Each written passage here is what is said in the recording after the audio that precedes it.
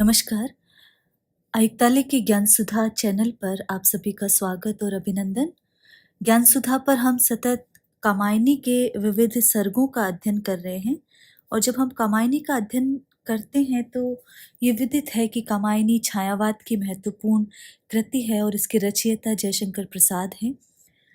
कामायनी का जो प्रतिपाद्य है वो विश्व मानवतावाद का संदेश देना है और कामायनी जो दर्शन की पीठिका पर आधारित एक महत्वपूर्ण कृति है, तो कामायनी में दर्शन महत्वपूर्ण है।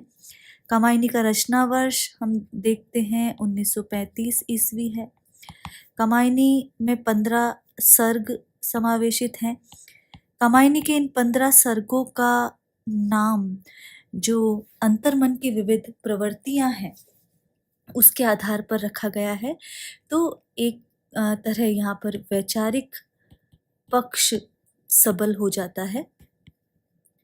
कामायनी की यदि हम बात करें तो यहाँ पर हृदय और बुद्धि का समन्वय दिखाने की चेष्टा प्रसाद का उद्देश्य रहा है। तो जयशंकर प्रसाद इन सभी तत्वों का समावेश करते हुए कामायनी का सृजन करते हैं और वो कहते हैं स्पष्ट कि सर्ग इच्छा का है परिणाम और इस त्रिकोण के मध्य बिंदु जो एक जीव होता है वो विपुल क्षमता रखने वाला होता है और वो अपने कर्म से संपूर्ण वैभव को अर्जित कर सकता है। जयशंकर प्रसाद बार बार ये कहते हैं कि नियति कर्म चक्र की प्रेरणा करता है, प्रेरणा देती है जिससे मानव विवशता का अनुभव करते हुए भी सदैव जीवन में प्रवृत्त रहता है। तो अनेक महत्वपूर्ण जो बातें हैं और कर्मरत रहने का जो संदेश है, किस प्रकार चैतन्य रहा जा सकता है, वो संदेश जो कामायनी देती है वो इसका वृहद प्रतिपाद्य है और वृहद महत्तर संदेश है। कामायनी को जैसे कि हम बात कर रहे हैं कि दर्शन की पीठिका पर आधारित है, तो वो कौन सी धारणाएं हैं, वो कौन से दर्शन के प्रमुख अंग हैं जो कामायनी में आए हैं, हम उनका संक्षेप में यहाँ चर्चा करेंगे ताकि उसके तथ्यात्मक पक्ष पर कुछ बात हो जाए और उसका जो उससे संबंधित जो प्रश्न बनते हैं वो भी आसान रहें। तो जब हम इस बात करते हैं, जैसा कि हम कर चुके हैं बात, कि प्रत्यभिज्ञा दर्शन जो है वो कामायनी का महत्वपूर्ण दर्शन है और इस पर हम विशद जो बातचीत है वो पहले के कालांश में कर चुके हैं, तो आप उससे संबंधित बातों के लिए इसे वहाँ देख सकते हैं। तो कामायनी में प्रत्यभिज्ञा दर्शन को स्थान मिला है, लेकिन इसके प्रमुख विचारों को ही प्रसाद ने अपनाया है। संपूर्ण प्रत्यभिज्ञा दर्शन जो शैव दर्शन है उसे हूबहू नहीं लिया गया है। उसके जो प्रमुख विचार है, उसका जो सार तत्व है, जो अवधारणा है, वो लेकर प्रसाद आगे बढ़ते हैं। तो प्रत्यभिज्ञा दर्शन के साथ साथ और क्या क्या आए हैं या इस दर्शन के कौन कौन से महत्वपूर्ण अंग हैं जो शामिल हुए हैं, तो उसे संक्षेप में हम देखें तो जो पहला है वो है नियतिवाद। यहाँ पर नियति को जो महत्वपूर्ण तत्व प्रसाद ने बताया है और मनुष्य की जो सत्ता है वो नियति के अधीन रहती है और ये जो विचार है ये सेवागम से प्रभावित है। तो ये तथ्य ध्यान रखें। तो यदि देखें तो नियति जो है विशेष कार्यों की योजना करने वाली शक्ति वहाँ पर बतलाई गई है, जिसे ये कहा गया है तंत्रालोक में देखें तो ये कहते हैं कि नियति योजना शंते विशिष्टे कार्य मंडले, तो ये तंत्रालोक में कहा गया है। तो वहाँ पर विशेष कार्यों की योजना करने वाली। इसी तरह प्रतिभिज्ञा दर्शन में देखें तो नियति जो है वो 11वें तत्व के रूप में आती है। तो 11वां तत्व बताई गई है नियति यदि प्रतिभिज्ञा दर्शन में देखें। और इसी तरह सृष्टि के विभिन्न कार्यकलापों की जो योजिका मानी गई है वो नियति मानी गई है। तो ये कहा जा सकता है कि नियति शक्ति के द्वारा ही इस संपूर्ण जो चलायमान जगत है उसके विभिन्न कार्यों को करने वाली एक प्रेरिका शक्ति है। तो ये इस तरह से लिया है और जयशंकर प्रसाद ने इन्हीं का आधार ग्रहण करते हुए ये कहा है कि नियति कर्म चक्र की प्रेरणा देती है। तो वो बार बार वो कहते हैं कि नियति चलाती कर्म चक्र ये है। इसी तरह यदि हम देखें तो नियति विकर्षणमयी त्रास से सब व्याकुल थे। तो इस प्रकार की जो पंक्तियां हैं वो पग पग पर, चाहे रहस्य सर्ग में ले लें, चाहे आशा ईड़ा संघर्ष में ले लें, तो वहाँ पर वो दिखाते हैं और श्रद्धा की सहायता से हिमगिरी की उन्नत चोटी कैलाश पर पहुंचाकर नियति तत्व के नियंत्रण से जीवात्मा के परे हो जाने का उल्लेख भी वो करते हैं, जहाँ आनंद की सत्ता प्राप्त होती है और शिव तत्व के निकट पहुंचकर जो जीव है वो नियति के बंधन से छूट जाता है। तो ये सारी बातें, नियतिवाद की बातें जयशंकर प्रसाद ने कामायनी में दिखाई है। इसके अतिरिक्त बात करें तो प्रतिभिज्ञा दर्शन में एक और जो महत्वपूर्ण बात आती है वो है अभेदवाद। उसका भी जिक्र यहाँ पर प्रसाद करते हैं। तो जो दूसरा महत्वपूर्ण विषय है वो है अभेदवाद। तो जब अभेदवाद की बात देखते हैं तो वहाँ पर ये कहा गया है कि विश्व में जो कुछ भी नाना रूपात्मक पदार्थ हैं वे सभी प्रकाश रूप शिव हैं, शिव ही हैं और उसके रहित किसी विशेष प्रकार की सत्ता वहाँ पर नहीं है। अर्थात एकमात्र शिव ही हैं जो इस विश्व की नाना प्रकार की जो विचित्रताएं हैं, विभिन्नताएं हैं, उसमें स्फुरित होते हैं। और प्रतिभिज्ञा दर्शन के इस अभेदवाद को देखें तो वो ये कहता है कि अभेदवाद और आभासवाद संपूर्ण जो जड़ चेतन पदार्थ हैं उसी को एक चित्ती का स्वरूप माना गया है। इसीलिए वो कहलाते हैं कर रही लीलामय आनंद महाचित्ती सजग हुई सी व्यक्त। तो ये बात वहां पर कहते हैं, या फिर वो कहते हैं एक तत्व की ही प्रधानता कहो उसे जड़िया चेतन। तो ये जो अभेदवाद लेकर आए हैं, जिसे उपनिषदों में जो बताया गया है उसी की छाया में प्रसाद उस परम आत्मा को स्वीकार करते हैं और कहते हैं आत्मा एक थी किंतु उसने सृष्टि की, रचना की कामना व्यक्त की और फिर इस प्रकार सृष्टि का विकास हुआ। तो कहते हैं काम मंडल से मंडित श्रेय सर्ग इच्छा का है परिणाम, तिरस्कृत कर उसको तुम भूल बनाते हो असफल भवदाम। इसी तरह जो एक महत्वपूर्ण और बात आती है वो है समरसतावाद, जिसका उल्लेख बहुत स्थानों पर जयशंकर प्रसाद ने किया है। और समरसतावाद में वो कहते हैं कि जीव परमात्मा से मिलकर एक रस हो जाता है और यही एक रसता सामरस्य है, अर्थात जीव का परमात्मा से जो मिलन है वो सामरस्य ही समरसतावाद है, ये वो कहते हैं, स्पष्ट कहते हैं। और जीवात्मा और परमात्मा के जो समरस जब हो जाते हैं तो आनंद जो है वो निर्बाध रूप से उत्पन्न होता है। तो ये ब्रह्मानंद सदृश जो आनंद की प्राप्ति वहां पर होती है। तो इसी प्रकार प्रसाद प्रतिभिज्ञा दर्शन को आधार बनाकर कामायनी में समरसतावाद की प्रतिष्ठा करते हैं, जब वो कहते हैं नित्य समरसता का अधिकार उमड़ता कारण जलधि समान। तो इस प्रकार करके जो प्रसाद है वो समाज की समरसता की बात करते हैं।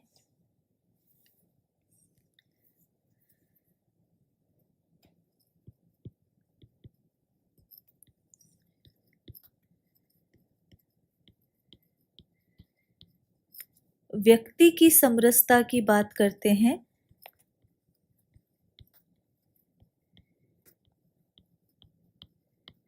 और इसी प्रकार प्रकृति और पुरुष की समरसता की बात करते हैं। प्रकृति और पुरुष से यहाँ तात्पर्य स्त्री और पुरुष से भी लिया जा सकता है।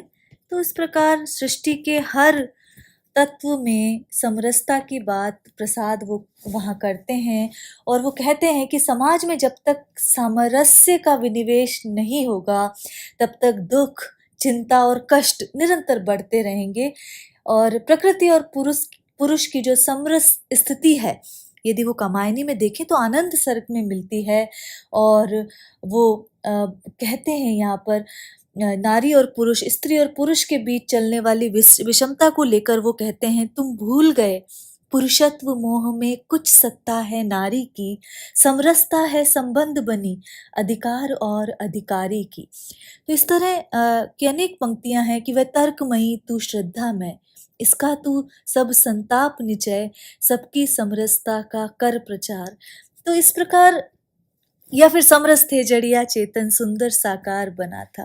तो इस प्रकार वहाँ पर वो ज्ञान की प्रधानता न देकर श्रद्धा की प्रधानता देते हैं, अहम का इदम में विलीन हो जाना बताते हैं। तो ये सब सारा समरसता का मूल मंत्र है और इसके आधार पर वो वसुधैव कुटुंबकम की बात करते हुए नजर आते हैं। तो ये एक महत्वपूर्ण दर्शन है कामायनी का, जो वो विभिन्न सार तत्व लेकर, प्रतिभिज्ञा दर्शन का सार तत्व लेकर आते हैं। इसके बाद यदि महत्वपूर्ण बात आनंदवाद, जो कि मूल प्रतिपाद्य है कामायनी का, और उसमें वो कहते हैं जो श्रद्धा मूलक आनंदवाद है, जो तैत्तिरीय उपनिषद में भी व्यक्त होता है कि आनंद ही ब्रह्म है और आनंद से ही समस्त प्राणी उत्पन्न होते हैं, उत्पन्न होकर आनंद में ही जीते हैं और अंततः इस लोक से प्रस्थान करते हुए आनंद में ही प्रविष्ट हो जाते हैं। तो यही जो आनंद पथ पर अग्रसर जो व्यक्ति है, वो कर्म का भोग, भोग का कर्म, यही जड़ का चेतन आनंद करके वो कर्मठता पर बात करते हैं और इसी से व्यक्ति जो है शक्तिशाली बन जाता है और इस विश्व को जीतने का सामर्थ्य अर्जित कर लेता है। इसी के साथ यदि कामायनी में देखें तो जो बौद्ध धर्म का दुखवाद है, जिसमें बुद्ध ये कहते हैं कि संसार दुखमय है, और जो चार आर्य सत्य बताते हैं कि इस संसार में दुख के अतिरिक्त और कुछ नहीं है। तो प्रसाद भी इस विचारधारा से प्रभावित जान पड़ते हैं और चिंता सर्ग में जो मनु की स्थिति दिखाई गई है, वो इस दुखवादी विचारधारा को ही पोषित करती है। वहाँ पर वे कहते हैं कि सुख और दुख जो है दिनों रात के समान है। जब वो कहते हैं दुख की पिछली रजनी बीच विकसता सुख का नवल प्रभात, एक पर्दा यह झीना नील छिपाए है जिसमें मृदुगात। तो यहाँ पर वो संसार में दुख को भी महत्वपूर्ण स्थान देते हैं और सदैव दुख जल्दी का नाद वो अपार सुनते रहते हैं। तो ये दुखवाद का ही प्रभाव है जो मनु के जीवन को विकट पहेली और जीवन को निरुपाय बताता रहा है। इसी के साथ यदि देखें तो क्षणिकवाद, या जिसका जो क्षणवाद से आया है, उसका प्रभाव भी कामायनी में दिखाई देता है और सब कुछ क्षणभंगुर है, जीवन में परिवर्तन जो है अपेक्षित है, ये बात यहाँ पर कही गई है। और बौद्ध दर्शन के आधार पर जो क्षणिकवाद है वो शीघ्र परिवर्तन की सूचना देता है, अर्थात साधारणतः किसी भी पदार्थ की एक अवस्था उत्पन्न होती है और एक विलीन हो जाती है, और ये उत्पत्ति और विनाश का जो क्रम है वो लगातार चलता रहता है। तो ये जो बात है ये कामायनी में भी नजर आती है। और कामायनी में जब वो कहते हैं जीवन तेरा क्षुद्र अंश है व्यक्त नील घनमाला में, सौदामिनी संधि सा सुंदर क्षण भर रहा उजाला में। तो जीवन की क्षणिकता को व्यंजित करती हैं ये पंक्तियां। इसी तरह करुणावाद कामायनी में आया है और बौद्ध दर्शन से जहाँ दुख, क्षणिकता आदि का प्रभाव आता है, वहीं से करुणत्व का भी प्रभाव प्रसाद ग्रहण करते हैं। और प्रसाद के अन्य नाटकों में भी हम ये चीज़ देखते हैं। लेकिन यहाँ पर मनु जिस समय श्रद्धा द्वारा जो पालित पशु का वध कर देते हैं और उसके उपरांत श्रद्धा के पास जाते हैं, तो वहाँ वो जो करुणामय या करुणा भाव से पूरित जो श्रद्धा होती है वो मनु को समझाती है। और उसका ये कथन कि करुणा के अभाव में जो मनुष्य जो है वो एकांत प्रिय हो जाता है, स्वार्थी हो जाता है, उसका समाज से कोई लेना देना नहीं होता है, ये बात ये सिद्ध करती है कि करुणा जीवन का सार तत्व है। और कामायनी की श्रद्धा जो है इसी जो करुणा की प्रतिमूर्ति नजर आती है। तो यहाँ पर भी जो बौद्ध दर्शन का प्रभाव है वो करुणावाद के रूप में स्पष्ट परिलक्षित होता है। इसी तरह एक और जो मुख्य वाद यहाँ पर देख सकते हैं विचारधारा की परमाणुवाद। तो परमाणुवाद भी कामायनी में दिखाई देता है। न्याय वैशेषिक दर्शन में देखें तो सृष्टि के विकास की जो प्रक्रिया है कि पृथ्वी, जल, अग्नि और वायु का निर्माण क्रमशः परमाणुओं से हुआ है और दो परमाणुओं के संयोग से ही द्वैणुक उत्पत्ति हुई है और उसके पश्चात जो सृष्टि का यहाँ पर निर्माण हुआ है और इसी क्रम में अंत में पृथ्वी, जल, अग्नि और वायु उत्पन्न हुए। तो कामायनी में भी इस परमाणुवाद का संकेत है और सृष्टि रचना के संदर्भ में कहा गया है कि वह मूल शक्ति उठ खड़ी हुई, अपने आलस का त्याग किए, परमाणु बाल सब दौड़ पड़े, जिसका सुंदर अनुराग लिए। तो यहाँ पर जो सारस्वत नगर के निवासियों में जब ये संकेत किया गया तो और देवताओं की भौतिकवादी विलासिता, मनु की भौतिकवादी विचारधारा और सारस्वत नगर का हास जो बताया वो यहाँ ये परमाणुवाद और भौतिकतावादी दृष्टि से प्रेरित है। तो इन सभी दर्शन के आलोक में हम कह सकते हैं कि कामायनी एक दार्शनिक कृति है। इसमें मूलतः प्रतिबिज्या दर्शन का प्रभाव है। कहीं कहीं इतर दर्शन भी देखे जा सकते हैं, लेकिन दर्शन और काव्य का समुचित जो संयोग है वो कामायनी में दिखाई देता है।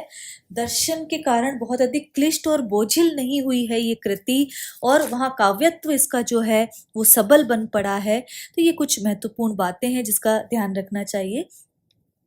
हम श्रद्धा सर्ग को पढ़ रहे थे और श्रद्धा मनु को किस प्रकार उल्लसित विचार प्रदान करती है, कर्म का संदेश देती है और तपस्या को त्यागने का कि तप के नहीं केवल जीवन सत्य, कि ये सुंदर वेश बनाकर तुम्हारे मन में घर कर गया है और अवसाद उत्पन्न कर रहा है, तुम्हें कर्म से दूर कर रहा है। इसीलिए वो कहती है, समर्पण लो सेवा का सार, सजल संस्कृति का यह पतवार, आज से यह जीवन उत्सर्ग, इसी पद तल में विगत विकार। समर्पण का अर्थ है अपना सर्वस्व अर्पण करना। लो का स्वीकार करो कि लो मेरा तुम सब कुछ स्वीकार करो और ये सेवा का जो मूल तत्व है, सार का अर्थ है जो मूल तत्व है, ये भी मुझसे तुम स्वीकार करो। सजल संस्कृति का यह पतवार, ये जो जलमय जगत है, ये जो संसार है या ये जो भव सागर है, इसमें यह पतवार का अर्थात नौका को पार लगाने के साधन के रूप में ये जो तत्व है, समर्पण और सेवा के जो मूल तत्व है, इसे यदि तुम स्वीकार करते हो तो ये इस संसार सागर से पार ले जाने के लिए ये पतवार तुल्य काम करेगा। रूपक अलंकार है यहाँ। आज से यह जीवन उत्सर्ग, इसी पद तल में, इन्हीं चरणों में, विगत विकार अर्थात विगत विकार, निर्विकार, जो शुद्ध हृदय से है, वहां कोई किसी प्रकार से अहम नहीं है, तो अहम का अभाव है, वो निर्विकार या शुद्ध भावों से जो मेरा हृदय है, मेरा ये जो जीवन है, इसका जो ये जीवन जो न्योछावर है, उत्सर्ग का अर्थ है ये जो जीवन न्योछावर है वो तुम्हारे चरणों में न्योछावर है और इसमें कोई अहम की भावना नहीं है।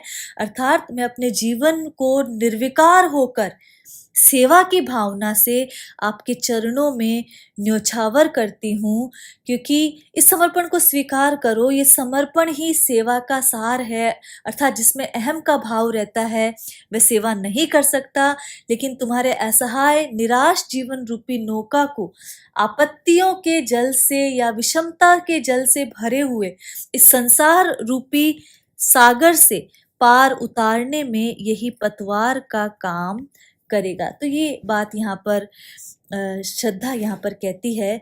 तो संस्कृति में देखें तो समुद्र और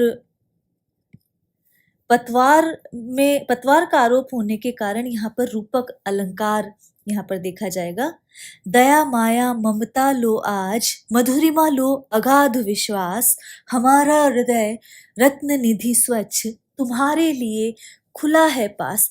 तो कहती है मेरे पास जो रत्न है कौन कौन से हैं? दया, माया, ममता, मधुरिमा और अगाध विश्वास की जो बात करती है। मधुरिमा का अर्थ है माधुर्य, और ये जो अगाध गहन गंभीर जो विश्वास है मेरे पास, ये सारे भाव रत्नों का भंडार मेरे हृदय में भरा पड़ा है। मेरा हृदय इन रत्नों का भंडार है, अक्षय भंडार है, और ये जो भंडार है मैं ये तुम्हारे लिए खुला छोड़ती हूँ, अर्थात ये सारे भाव तुम्हारे समर्पित करती हूँ, तो इसे स्वीकार करो। तो ये बात यहाँ पर श्रद्धा कह रही है। और हृदय रत्न निधि, यहाँ पर रूपक अलंकार है। यदि देखें तो हृदय रूपी जो रत्नों का भंडार है वो तुम्हारे लिए यहाँ पर खुला पड़ा है। जब हम छायावादी सौंदर्य की बात करते हैं, सूक्ष्मता की बात करते हैं, स्त्री सौंदर्य की बात करते हैं, तो यहाँ पर इंद्रियों की ऐन्द्रिक सौंदर्य की बात ना करके उसके सूक्ष्म भाव जगत की बात यहाँ पर की गई है। बनो संस्कृति के मूल रहस्य, संस्कृति का अर्थ है यहाँ पर संसार की बात यहाँ पर की गई है कि बनो संस्कृति के मूल रहस्य। संस्कृति का अर्थ सृष्टि से है, तो इस सृष्टि के, क्योंकि सृष्टि तुम्हें प्रारंभ करनी है, तो इस सृष्टि के मूल रहस्य बनो। तुम्ही से फैलेगी वह बेल। प्रलय के कारण सृष्टि नष्ट हो चुकी है, अब तुम ही नई सृष्टि के प्रवर्तक बनोगे, और तुम्हारे द्वारा ही ये सृष्टि रूपी जो बेल है वह फैलेगी। विश्व भर सौरभ से भर जाए, सुमन के खेलो सुंदर खेल। तो मूल रहस्य का मतलब है प्रवर्तक बनो, और जो बेल का अर्थ यहाँ पर सृष्टि की जो लता है, तुम्ही से फैलेगी वह बेल। तो सृष्टि लता जो है उसकी जो बेल है वो तुम्हारे ही कर्मों से फैलेगी। विश्व भर सौरभ से भर जाए, सुमन के खेलो सुंदर खेल। तो सृष्टि लता के फूलों द्वारा ऐसे सुंदर खेल खेलो जिससे ये सारा विश्व उन फूलों की सुगंधि से आपूर्ण हो जाए, अर्थात सृष्टि का आरंभ करके तुम ऐसे सुंदर कार्य करो जिससे तुम्हारी जो कीर्ति है, तुम्हारा जो यश है वो सर्वत्र फैल जाए। तो यहाँ जो संस्कृति है उसमें समुद्र की बात की गई है, समर्पण में पतवार की बात की गई है, और इस तरह यहाँ पर बहुत सारे जो रूपक का प्रयोग हम पहले के पदों में देख रहे हैं वो प्रसाद ने किया है। और सुमन के खेलो सुंदर खेल, तो यहाँ पर लाक्षणिक भाषा है, और ये कहकर वो कर्मरत होने का संदेश दे रहे हैं। विश्व भर सौरभ से भर जाए, इस पद में यदि देखें तो विश्व भर, संपूर्ण विश्व, सौरभ से भर जाए, यमक अलंकार आया है यहाँ पर भर और भर में। यदि देखा जाए तो विश्व भर सौरभ से भर जाए। इसी तरह बेल और खेल अंत्यानुप्रास अलंकार, यह वर्ण की आवृत्ति अंत्यानुप्रास अलंकार। और यह क्या तुम सुनते नहीं, विधाता का मंगल वरदान, शक्तिशाली हो विजयी बनो, विश्व में गूंज रहा जय गान। और क्या तुमने ये नहीं सुना कि सृष्टि की रचना करने वाले जो उस विधाता का जो कल्याणमयी वरदान है, जो कल्याणमयी जो वहाँ पर संदेश है, वो क्या तुम नहीं सुनते हो? जो विधाता ने ये कहा है, जो विश्व भर में जो गूंज रहा है कि शक्तिशाली बनो, विजयी बनो, और विश्व में गूंज रहा जयगान, कि शक्तिशाली होकर सर्वदा विजय प्राप्त करो, विश्व भर में ये जयगान गूंज रहा है। तो क्या तुमने सृष्टि की रचना करने वाले उस विधाता का ये कल्याणकारी जो वरदान है, क्या ये तुमने नहीं सुना है? तो ये एक तरह से श्रद्धा का उद्बोधन गीत है जो अवसादग्रस्त मनु को श्रद्धा सुना रही है। तो श्रद्धा का उद्बोधन गीत यहाँ पर बताया गया है।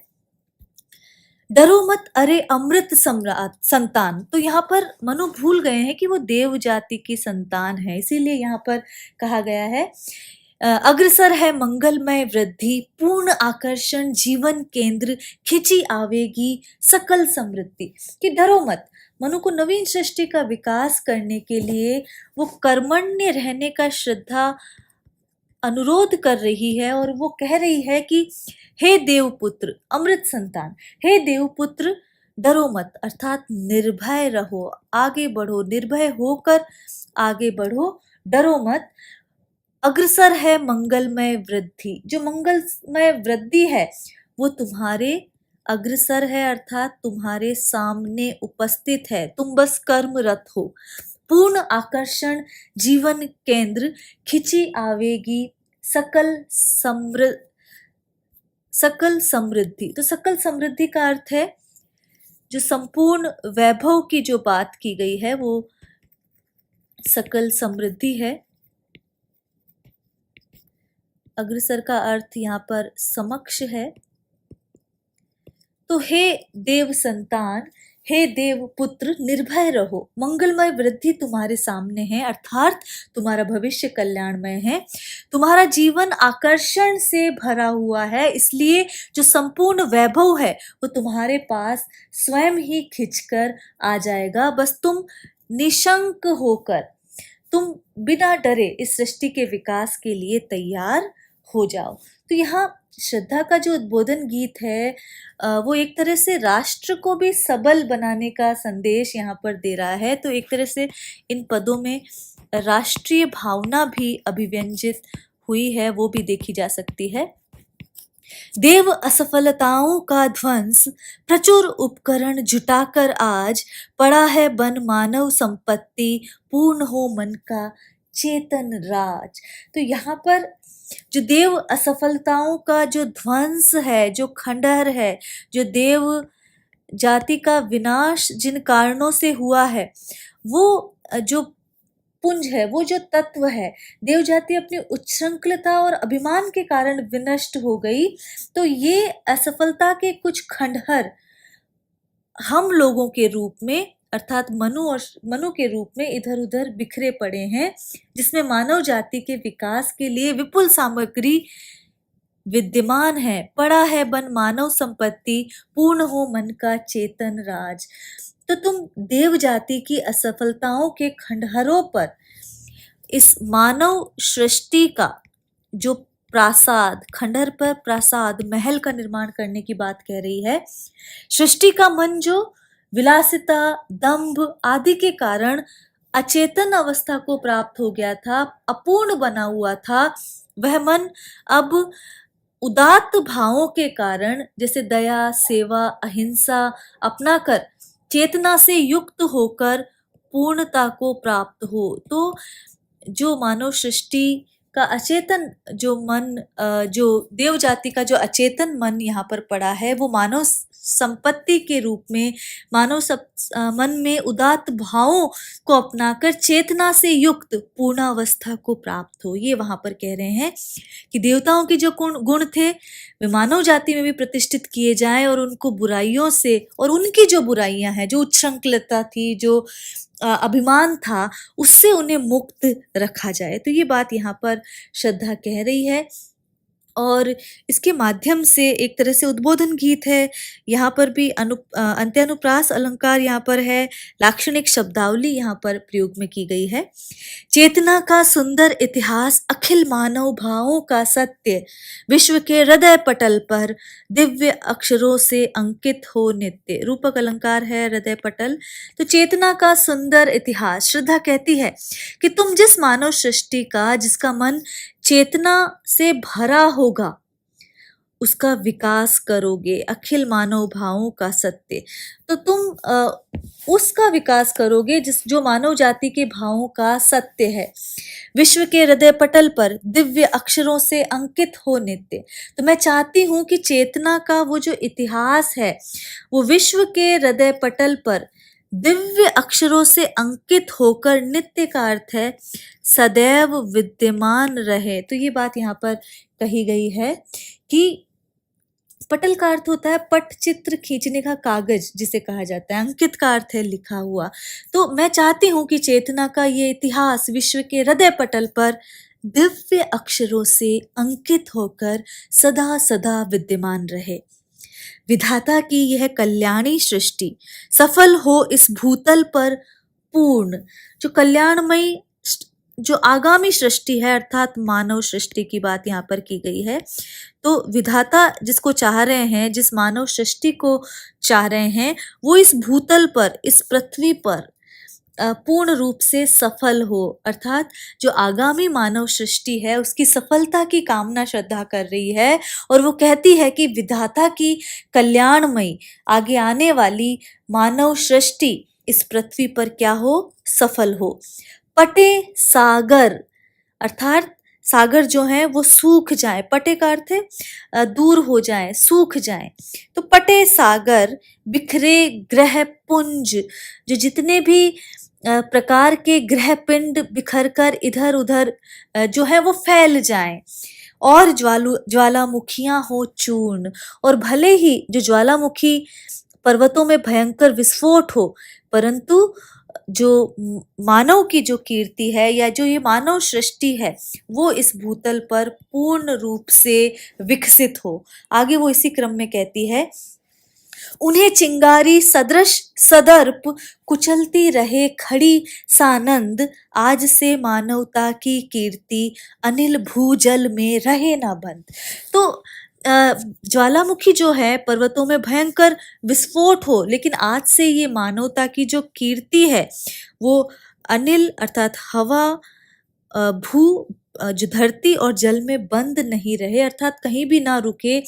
मानवता की जो भावना है, जो चेतना की जो चिंगारी है वो दर्प के साथ, गर्व के साथ कुचलती रहे खड़ी सानंद, जो समस्त विघ्न है वो आग की चिंगारी के समान कुचलती हुई सदैव खड़ी रहे, समस्त विघ्नों को कुचल दे।